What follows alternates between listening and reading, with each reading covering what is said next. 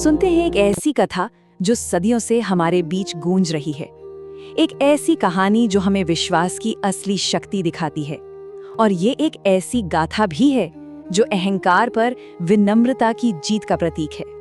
तो सवाल ये उठता है, क्या ज्यादा शक्तिशाली है, एक बहुत ही पहुंचे हुए ऋषि का श्राप या फिर एक सच्चे भक्त का अटूट विश्वास? आज हम इसी प्राचीन कथा की गहराइयों में उतरेंगे और इस सवाल का जवाब ढूंढने की कोशिश करेंगे। और इस पूरी कहानी के केंद्र में है भगवान विष्णु और देवी लक्ष्मी। उनकी दिव्य दृष्टि मानो इस पूरे घटनाक्रम की साक्षी है।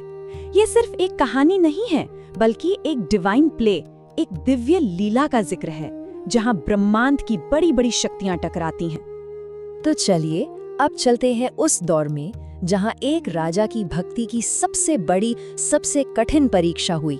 उस राजा का नाम था अम्बरीश। राजा अम्बरीश एक बहुत ही महान चक्रवर्ती सम्राट थे, पर उनकी असली पहचान उनकी शक्ति नहीं बल्कि उनकी भक्ति थी। वो भगवान विष्णु के इतने बड़े भक्त थे कि उन्होंने 1 साल तक चलने वाले द्वादशी व्रत का बहुत ही कठोरता से पालन किया था। अब देखिए, वो साल भर का व्रत पूरा होने वाला था। द्वादशी का पवित्र समय बस खत्म होने को था और व्रत का फल तभी मिलता जब वो सही समय पर पारण करते, मतलब व्रत को तोड़ते। एक एक पल कीमती था। लेकिन यही कहानी में एक ट्विस्ट आता है। राजा ने अपने घर एक बहुत ही सम्मानित अतिथि को बुलाया था, ऋषि दुर्वासा को। और ऋषि दुर्वासा, जो अपने गुस्से के लिए जाने जाते थे, वो स्नान के लिए गए और लौटे ही नहीं। अब राजा के सामने एक बहुत बड़ी दुविधा थी। एक तरफ अगर वो अतिथि के बिना खाते तो ये बहुत बड़ा अपमान होता और ऋषि दुर्वासा के श्राप का डर तो था ही। दूसरी तरफ अगर वो व्रत का समय निकलने देते तो उनकी साल भर की भक्ति, उनकी पूरी तपस्या बेकार चली जाती। करें तो क्या करें? तो बहुत सोच विचार के बाद राजा अम्बरीश ने एक रास्ता निकाला। उन्होंने सिर्फ 1 बूंद पानी पी लिया। शास्त्रों के हिसाब से पानी पीना खाने और न खाने दोनों के बराबर माना जाता है। इस तरह उन्होंने व्रत का सम्मान भी रख लिया और अतिथि का अनादर भी नहीं किया। लेकिन जब ऋषि दुर्वासा लौटे तो राजा का ये समझदारी भरा कदम ही उनके गुस्से की वजह बन गया। ऋषि दुर्वासा वापस आए और अपनी दिव्य दृष्टि से उन्होंने सब जान लिया। लेकिन उन्हें राजा का समाधान नहीं बल्कि अपना अपमान दिखा। उन्हें लगा कि राजा ने उनके आने का इंतजार किए बिना व्रत तोड़ दिया।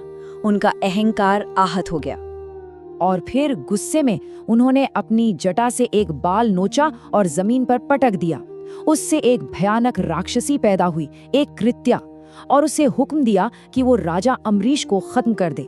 सोचिए, एक भक्त की जान पर बनाई थी। मगर ठीक उसी पल जब लगा कि अब सब खत्म हो जाएगा, एक दिव्य शक्ति ने हस्तक्षेप किया। हम बात कर रहे हैं सुदर्शन चक्र की। ये कोई मामूली हथियार नहीं है। ये भगवान विष्णु का दिव्य चक्र है, ब्रह्मांड के नियमों का रक्षक, और सबसे बढ़कर ये अपने भक्तों की रक्षा के लिए हमेशा तैयार रहता है। और फिर क्या था? पलक झपकते ही सुदर्शन चक्र वहां प्रकट हुआ। उसने एक ही झटके में उस राक्षसी को भस्म कर दिया और फिर वो घूमा अभिमानी ऋषि दुर्वासा की तरफ। अब शिकारी खुद शिकार बन चुका था। अब ऋषि दुर्वासा अपनी जान बचाने के लिए भागे। वो पूरे ब्रह्मांड में भागे। पहले भगवान ब्रह्मा के पास गए, पर उन्होंने मना कर दिया। फिर वो भगवान शिव की शरण में गए, पर वहां से भी उन्हें लौटा दिया गया। कोई भी शक्ति भगवान के भक्त के रक्षक उस सुदर्शन चक्र को नहीं रोक सकती थी। आखिरकार हार कर, थक कर ऋषि पहुंचे परम सत्ता के पास, और वहां उन्हें समझ आया कि भक्ति का असली मतलब क्या है और उनका अहंकार कितना खोखला था। जब दुर्वासा भगवान विष्णु के पास पहुंचे तो भगवान ने एक बहुत गहरी बात कही। उन्होंने कहा, मैं स्वतंत्र नहीं हूँ, मैं तो पूरी तरह से अपने भक्तों के वश में हूँ। मतलब भगवान खुद अपने भक्तों के प्रेम और विश्वास के आगे बंधे हुए हैं। भक्त की शक्ति ही भगवान की शक्ति है। और यही इस कहानी का सबसे बड़ा सबक है। भगवान विष्णु ने साफ साफ कहा कि दुर्वासा को सिर्फ एक ही इंसान बचा सकता है, और वो है खुद राजा अम्बरीश, वो ही भक्त जिनका उन्होंने अपमान किया था। अब ऋषि दुर्वासा का अहंकार टूट चुका था। वो वापस लौटे, राजा अम्बरीश के पैरों में गिर गए और माफी मांगी।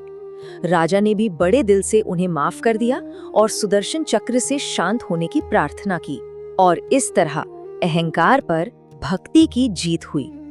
ये सिर्फ एक प्राचीन कहानी नहीं है, इसकी याद आज भी एक त्योहार के रूप में जिंदा है।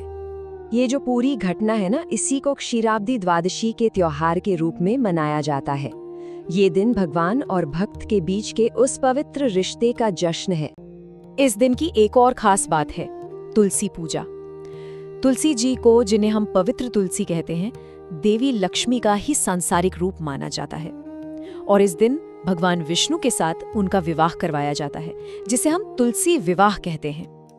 ये रस्म बिल्कुल एक शादी की तरह होती है। सबसे पहले तुलसी के पौधे को एक दुल्हन की तरह साड़ी और गहनों से सजाया जाता है।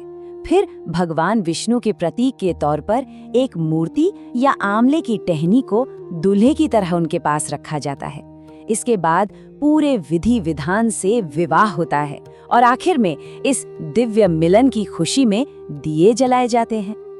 तो ये कहानी हमें एक सवाल के साथ छोड़ जाती है। इस दुनिया में जहां हर कोई शक्ति और अहंकार के पीछे भाग रहा है, भक्ति का, समर्पण का असली मतलब क्या है? शायद असली ताकत बाहरी दिखावे में नहीं, बल्कि मन की विनम्रता और अटूट विश्वास में ही छुपी है।